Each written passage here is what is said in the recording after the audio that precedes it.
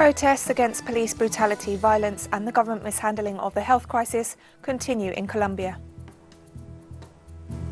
Barbados is set to become a republic and remove Britain's Queen Elizabeth as head of state by November 2021. Demonstrations were seen in the United States and Palestine this Tuesday against the US brokered peace agreements between the United Arab Emirates, Bahrain and Israel. From the headquarters of TeleSUR English in Havana, Cuba, this is from the south, and I'm Katrina Goss. We begin in Colombia, where protests against police brutality have continued to grow, with student and human rights organizations demanding that President Ivan Duque call a halt to the repression against peaceful demonstrators. The National Strike Committee has announced new peaceful mobilizations, including sit-ins, pot-banging protests, caravans and virtual protests across the country. Spokespersons for the committee have noted that the ongoing mobilizations will also condemn the Colombian government's health policy, which has aggravated the COVID-19 triggered crisis. Meanwhile, social organizations have pointed out that the protests are also the result of indignation over the failure to comply with the peace agreements, which has deepened the social and humanitarian crisis in the country, including the increase of violence and assassinations due to the continued presence of illegal armed groups.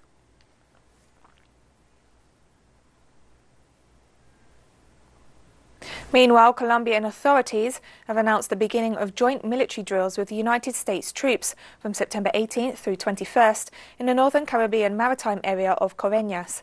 The Colombian Air Force noted the military exercise will be conducted with Colombian and US Navy vessels and aircraft in coordination with the US Southern Command and in observance of international standards followed by the North Atlantic Treaty Organization. The joint military exercises come in the midst of condemnation voiced by several Colombian senators who have pointed out that the US military's presence in the country is illegal and violates Colombia's sovereignty. Also this Tuesday, US Secretary of State Mike Pompeo announced he will visit Colombia, Guyana, Brazil and Suriname during a tour that will take place from September 17th to 20th.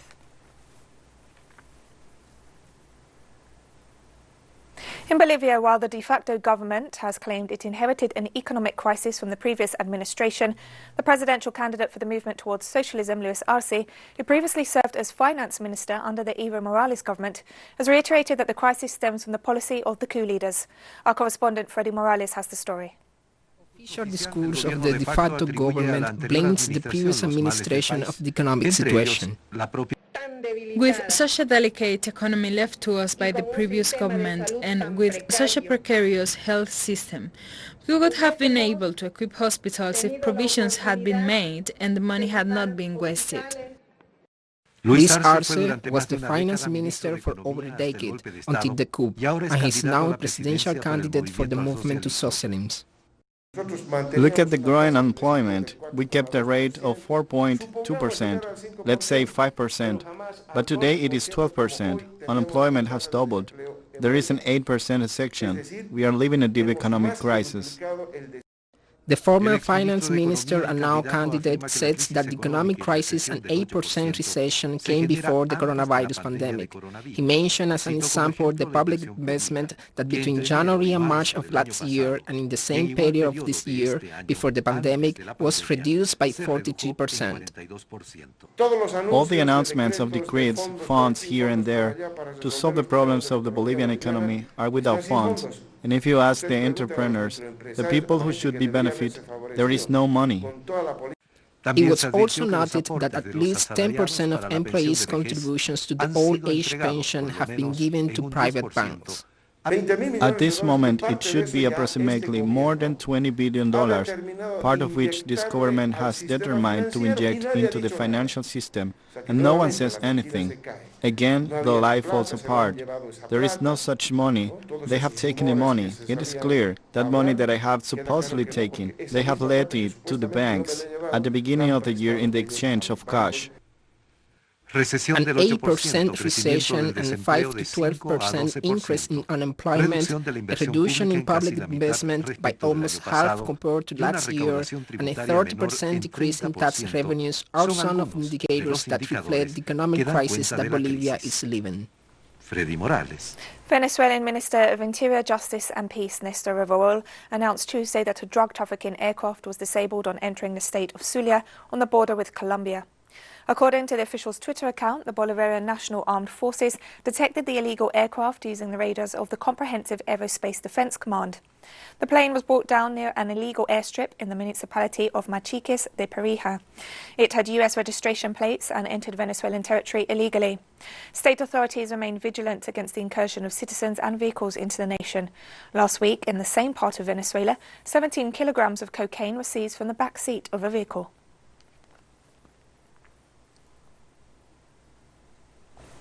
Argentina is experiencing a critical moment following an alarming increase in COVID-19 cases and deaths, as well as the ongoing economic crisis. Our correspondent Juan Carlos Bartolota has the story. The pandemic continues to affect not only the health system but also the economy. Restaurants and cafes are the most affected in this pandemic, and there is a growing debate on whether opening them was a smart decision when the number of confirmed cases are increasing. These were very hard months for all gastronomic business, not for us alone, but the main goal now, as everyone on TV says, is to try to pass this month without leaving people unemployed, right? Many places had to close. Those of us in charge of this service must try to be careful, to ask people to respect the distance, to keep the mask on, and some hygienic measures like using alcohol and disinfect all the time. But I have the impression that if people have awareness of the situation, then we will be able to handle it. Most of the people who go out to the street know the risk. For the people from Buenos Aires, drinking coffee or eating outside is part of a ritual rooted in Argentine culture. Yes, we miss these outings a lot, and we miss more being with our family, which is the most important thing. As you see, I eat alone, but I would like to be with the family. We've been having beautiful days. It is nice to eat in the sun. And here, as you see, they comply with all the hygiene rules. It's been slow, but we're gaining a sense of awareness. This is very important, and restaurants have to be very responsible, that people do not stay so close to each other. If we are responsible, we can move forward, but if we are irresponsible, it will be impossible. Also, other economic activities were heavily impacted by the pandemic. Businesses are being repurposed. For example, in this establishment of automotive upholsters, they now install health equipment in the public transportation. We didn't know what to do because our work is very specific, and we knew we were not going to be suitable to be able to work, and actually we didn't know how we were going to survive. It was a very big problem, but well, it seems that we've been lighted by God. We received a call from the Ministry of Transportation and the Ministry of Health. They asked if we could make a bubble type installation to isolate taxis and buses so that patients with COVID-19 could be taken to different places. These allowed us to keep our company alive. Daily figures of confirmed cases ranges between 11 and 12,000, and the deaths are over 300. The fight against COVID-19 is between those who are aware about what's going on and are taking precautions, and those who do not understand this and take risks for themselves and others. Juan Carlos Bartolota, TeleSUR, Buenos Aires. This Tuesday, Cuban health authorities provided an update on COVID-19 infections. 77 new cases of COVID-19 were confirmed yesterday in our country. So far, 500,000. 500,285 tests have been analyzed, resulting in 4,803 positive cases for COVID-19. This represents 0.96% of all tests carried out. And the National Director of Epidemiology at the Cuban Ministry of Public Health highlighted the number of people who have recovered from the coronavirus. 79 patients recovered from the disease yesterday, 54 from Havana, 12 from Artemisa, 4 from Matanza, 3 from Granma, 1 from Mayabeque, 1 from Santi Espíritus, 1 from Ciego de Ávila, 1 from Camagüey, 1 from Holguín, and 1 from Santiago de Cuba. In total, 4,119 patients have recovered from the disease. We are talking about 85.8% of all confirmed cases in our country. Governor-General of Barbados, Dame Sandra Mason, has announced the intention of the country to become a republic and remove Britain's Queen Elizabeth as head of state by November 2021, when the Caribbean nation marks the 55th anniversary of its independence. Barbados' first Prime Minister, the Right Excellent Errol Walton Barrow, cautioned against loitering on colonial premises. That warning is as relevant today as it was in 1966. Having attained independence over half a century ago, our country can be in no doubt about its capacity for self-governance. The time has come to fully leave our colonial past behind. Barbadians want a Barbadian head of state. This is the ultimate statement of confidence in who we are and what we are capable of achieving. Hence, Barbados will take the next logical step towards full sovereignty and become a republic by the time we celebrate our 55th anniversary of independence. The UN Weather Agency has noted that the Northern Hemisphere has just experienced its hottest summer and warmest August on record, with the extreme conditions contributing to devastating wildfires on the US West Coast.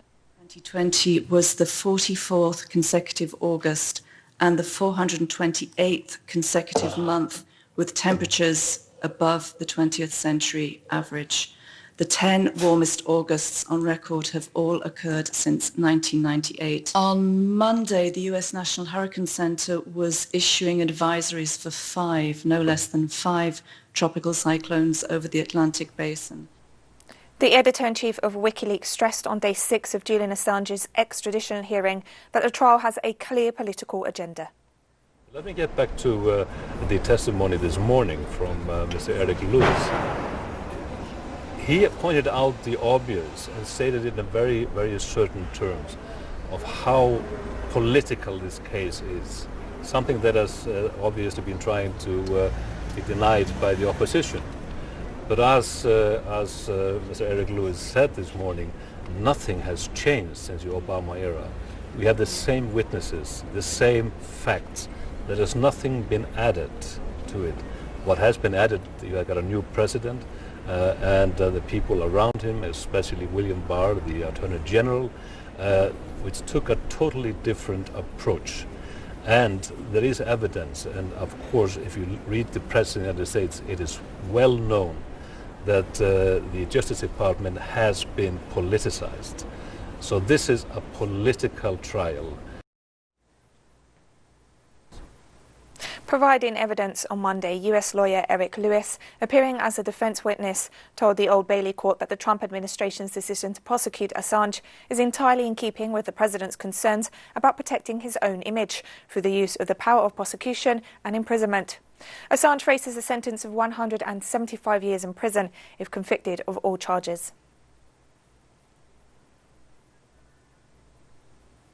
Spain's leftist coalition government approved a draft bill on Tuesday which will finance the exhumation of victims of the country's 1936 to 1939 civil war and the Franco dictatorship from hundreds of mass graves. Campaigners estimate more than 100,000 people killed in the war and its aftermath remain buried in unmarked graves across Spain. The so-called Democratic Memory Law, which Prime Minister Pedro Sanchez's cabinet approved on Tuesday, will make unearthing the mass graves a state responsibility and pave the way for probes into abuses. The bill, which still has to be approved by Parliament, will also create a DNA database to help identify remains found in the mass graves and prevent publicly funded institutions from glorifying the Franco dictatorship. Spanish democracy could not afford another day without having a law like this on the table of parliamentary political debate and coming out of the table of the Council of Ministers. Recognition, reparation, dignity and justice for the victims, for our compatriots who in difficult moments fought against fascism, in many cases lost their lives in different ways, in exile, in prisons, under the repression of the dictatorship, in an ignominious way, and that democracy cannot forget.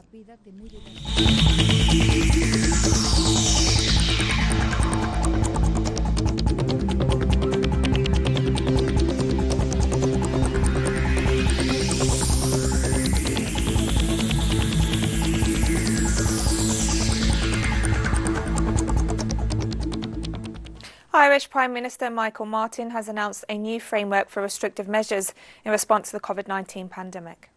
This new phase involves the introduction of a new framework for restrictive measures. There will be 5 levels of response to different levels of threat from the virus. Currently, every county is at level 2 restrictions. Our collective effort is required to get to level 1 while we wait for a vaccine to be developed. There will be a heightened system of monitoring and enforcement to guide this rapid and targeted response to outbreaks.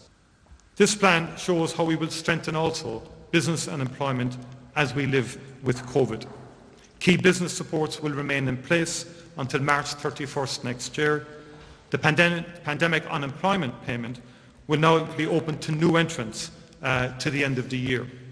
And a series of local activation measures will be put in place. The Vietnamese Deputy Minister of Labour and Social Affairs announced that about 2.4 million jobs were lost by the end of the second quarter of this year due to the impacts of the COVID-19 pandemic. The official noted that the pandemic had also resulted in a sharp fall in workers' incomes. According to the General Department of Statistics, almost 17.6 million employees experienced pay cuts. In this context, the Deputy Minister called for more sustainable solutions to support workers in overcoming the difficulties sparked by the pandemic, as well as to create a strong foundation for the long-term development of production and business activities. Thousands of pro-Palestinian demonstrators gathered in front of the White House this Tuesday to protest the signing of the US-brokered peace agreement between the United Arab Emirates, Bahrain and Israel. Violence. So this is not peace, and it doesn't contribute to any kind of peace. In fact, it emboldens Israel to continue making its moves that are anti-peace. You want peace? Pressure Israel to end its colonial apartheid policies and respect the lives and the right to freedom and dignity of the Palestinian people. Then you can have a true peace. It's very unfair and unjust for my people back in Palestine to get killed every day and have their land stolen, and Trump to just be out here selling people's lives like it's nothing. Like, clearly I'm affected by it. A whole region of people is affected by it. A whole country is being wiped out. It's apartheid, and it's very unfair for my people. Entity. It's the Palestinians are the ones who are supposed to be, and this peace deal, not these guys. This is fake treaty, and it will fail. It will fail. It will fail because it's done by a criminal Netanyahu and bully Trump and hopeless other leaders who've been bullied and brought to the White House. And demonstrations were also seen in the city of Nablus in Palestine's occupied West Bank this Tuesday to protest the so-called peace deals with Israel. It is considered as a free gift and a reward to this occupation that continues with the crimes and arresting our people and the building of settlements. But we are proud as a Palestinian people that we are the spearhead in the face of this Israeli occupation, and we are very happy that we are going to achieve national unity. We are betting on our Arab people and Arab nation, as throughout history the Palestinian cause was its main focus when it comes to the fight against Zionism, which threatens the Arab nation and the entire region, and not just the Palestinian cause indeed. We are betting on these people. Following a meeting with Mali's ruling military junta this Tuesday, Ghana's president and chairman of the Economic Community of West African States, Nana Akufo-Addo, reiterated the call to establish a civilian government in Mali to solve the political crisis. A civilian president, a civilian prime minister, that has always been the position of ECOWAS. This position has been reiterated repeatedly. There must be a government in place in Bamako that will be able to meet the great challenges facing the Malian people and the Malian nation as soon as it is possible, and that's settled. We will have the beginning of the normalization of the situation. And the president also noted that the sanctions imposed on Mali by the regional bloc would be lifted once the political transitional period starts. We are very, very aware the ECOWAS sanctions weigh heavily on the Malian people. We would like, as soon as possible, to have the opportunity to remove these sanctions. As soon as the transition takes place, the sanctions will be removed. The president of the International Committee of the Red Cross visited a health centre in the northeastern city of Kaya, Burkina Faso, which has seen a massive influx of people forced by jihadist insurgency to flee their homes. The officials stressed that there are enormous problems when all of a sudden a community grows by a factor of 3 or 4. Kaya, the capital of the Centre-Nord region, has been overwhelmed. More than 1,000 people have lost their lives and over 1 million have been displaced since 2015 due to the violence, and the bloodshed is stretching the already limited resources in the country's north. Kaya has been largely spared from the violence, but 472,000 people have taken refuge in the area around the city since January last year. The purpose of my visit to Kaya is really to get to know the humanitarian problems in the region, especially the impacts of the displacements that have taken place, especially in recent years, to see what the pressures on healthcare are, what are the pressures on health centers, but also how the ICRC, with other partners, with the authorities in the regions and other partners, have been able to respond to these pressures, and how we can maintain health care. The Syrian Arab News Agency confirmed that a US Air Force helicopter crashed in the northeast of the country. Sources of the illegal US-led coalition in the country admitted the incident had taken place, but claimed it was an emergency landing and did not result in casualties. According to a local reporter, a helicopter belonging to the US occupation crashed in Tal Haddad village in the far eastern countryside of Hasaka, and 10 US armoured vehicles cordoned off the village, while the wrecked helicopter was transported by another helicopter using iron chains. The incident coincides with the movement of numerous Russian armoured vehicles with an air escort precisely towards the north of Syria. And we've come to the end of this news brief, but remember you can find these and many other stories on our website at telesurenglish.net. And you can also join us on social media, Facebook, Twitter and Instagram. For TeleSUR English, I'm Katrina Goss, and thank you for watching.